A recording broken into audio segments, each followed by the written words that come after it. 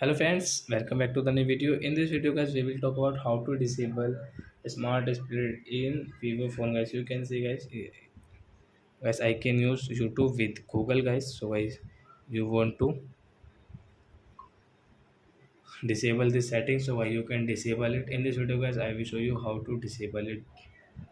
So before starting video friends, I want to tell you if you need my channel and you are watching a video first time. So first of all go and subscribe my channel, click the bell icon and like my videos. So first of all guys,